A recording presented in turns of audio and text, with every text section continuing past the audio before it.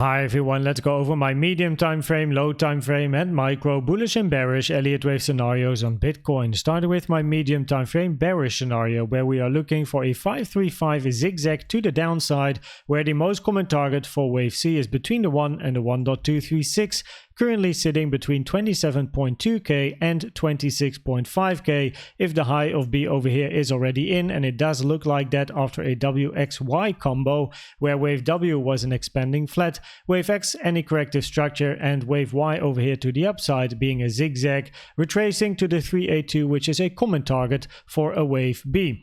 In this scenario, the invalidation is below this low over here at 24.7k, because if we are looking for more upside in either a wave 1 or A, 2 or B, for then continuation to the upside in a wave 3 or a wave C, then of course this low is not allowed to be taken, else we're going to be looking for lower prices.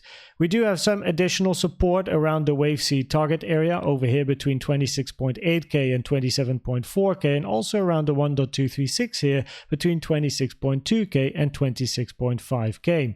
If we then zoom into this structure over here, as we are then looking for impulses to the downside, then currently what I'm looking for is a wave 2 in the making over here, for then a wave 1 to the downside, that one being a diagonal structure, the end of wave 1 being this pivot over here, for now the beginning of a 3-wave structure in a wave 2.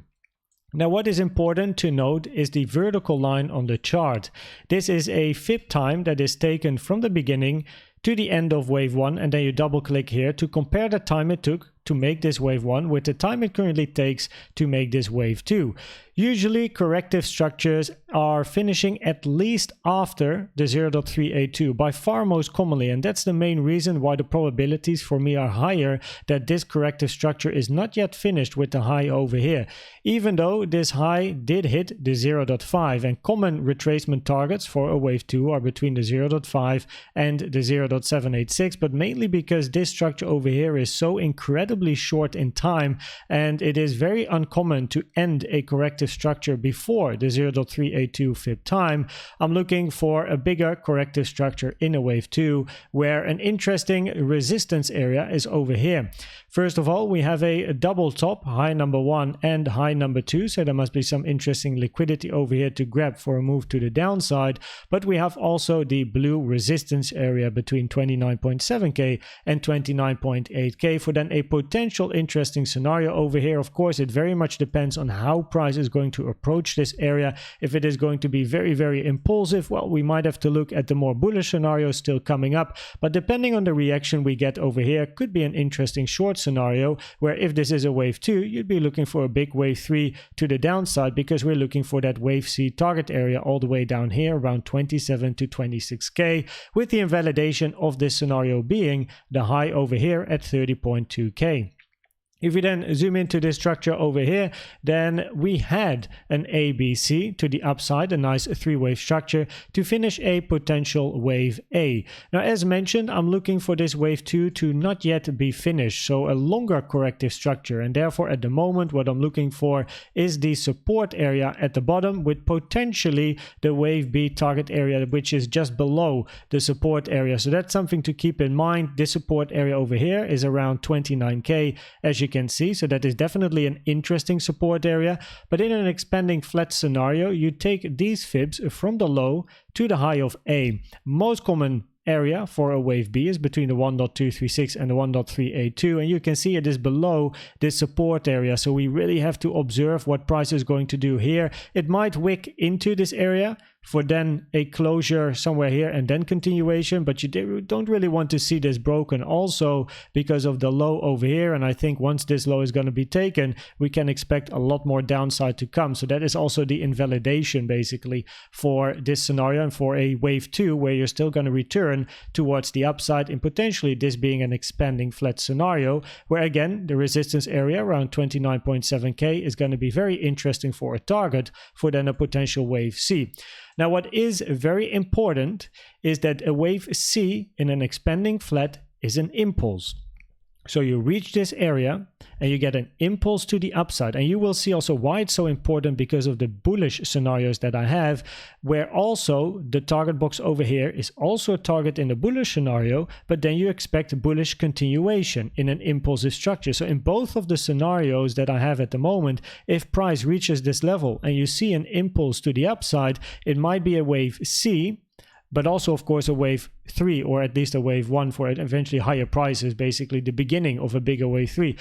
So if you get an impulse from here to the down, like from here below, and it moves to the upside, don't yet think we're going to go up to new highs. Keep in mind that it might be a wave C, and it very much depends on the reaction you're going to get over here around this area. I think if this area is broken, we might be looking for the highs over here, but as long as this stands, you might return to the downside. If we look at some additional confluence more locally, let me get the volume profile on the chart, because if price is moving to the upside just a little bit higher over here, we do have an interesting area of confluence, which is around 29.5k, the value area high of this big range over here. There's a volume profile, as you can see, but also the golden pocket taken from the high to the low. And basically, those are the two areas of interest for me at the moment, the area around 29.5k, as well as then the area a little bit lower over here around 29k. And that is also over here what I wrote down. It's circled. These are for me the areas of interest, and depending on the reaction that we get over here around 29.5 or 29k, you know, I'm interested in doing something or participating depending on what we see. But currently we're in the middle over here, which, you know, there's not a lot going on, to be honest. It's just a bit of a range. We do have news coming in, so maybe with the news we can wick up, move to the downside, and eventually get a potential bounce over here. If you then look at the medium time frame bullish scenario, we are looking for the low to be in, and we want to see continuation to the upside. So this is the low, looking then for a 1-2-1-2 continuation. Now in this particular scenario, the main question is the low in? Well, to be honest, it is very difficult to count this low from an Elliott Wave perspective as the low for a wave 2 or a wave B, because none of the Elliott Wave scenarios really end over here. It could have ended over here, but price took the low once again, and that is not allowed for an impulsive 1, 2, 3, 4, 5 to the upside. So the probabilities are therefore lower for this particular scenario.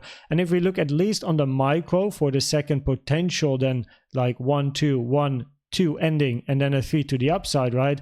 What we are looking for here in the potential bullish scenario is for this wave Y in the making, and then a bigger W, X, and eventually a wave Y, where again that support box over here around 29k is so incredibly important. And after wave Y, you really want to see a big push to the upside. Also, preferably, you like to see bullish CVD divergences with this low, higher low in price, lower low on the CVD chart, which shows support. It shows absorption of market shorts and therefore a potential push to the upside. If you get bullish CVD divergences only locally over here, well, you know, it does not really like necessarily support the bullish scenario. I prefer to see it with the actual low because of this, like a double 1-2 over here. So that is what I'm looking for. And then you expect an impulse to the up, where this resistance is going to be a piece of cake because you want to see it broken. Now, at the moment, you see I have the invalidation here because of this wave X. The moment we take this low over here, the invalidation goes away, and the invalidation is then over here at this low. So then we move this one to the lows over here, because this is also the invalidation in a wave 1, 2. You don't want to see this low being broken. If we then look at the CVD divergences, we have the bigger bearish CVD divergences, as you can see, where the target is then this low. More locally, we have bullish CVD divergences over here, very, very small bearish CVD divergences. This one already played out. The bullish one over here didn't yet play out. The target is then this high, which could be interesting in combination with the confluence I showed around 29.5, that if this bullish one plays out, take the high, might reach these levels over here for some resistance, and then we wait and see how price reacts in this area. But it does have to be said that this bullish CVD divergence came after quite a high volume move over here to the downside. So it's like, yes, it's a divergence, the target is over here, but I, based on Elliott Wave, still expect eventually more downside, but it can play out, target is that high. We do have news coming, so be sure to be prepared at 2:30 p.m. Central East European time. It might kick in some volatility. And if we then finally look at the probabilities of the different scenarios, then currently the probabilities for the medium time frame are higher for the bearish Elliott Wave scenario, which is looking for a wave C to the downside. On the low time frame, currently looking for that wave 2 to be eventually finished, like a longer wave 2 basically, which is the same as the micro. So looking for then a wave 1, wave 2, as shown over here, looking for a wave 1, wave 2, for then a bigger move towards the downside, where on the micro, I'm then looking for the lower target box to be hit, which is the area around 29K. Observe what's happening over here, for then potentially that move to the upside to go to the resistance area above, right? And that's also what I wrote over here at micro. Check the target box lows, and then also looking for a longer corrective structure. I hope this video was helpful or valuable to you. Please check out the most recent educational video I've made about the best trading indicator you can use in my opinion, which is the CVD. And for now, thanks for watching and subscribing, and I'd like to see you at the next one. Bye bye.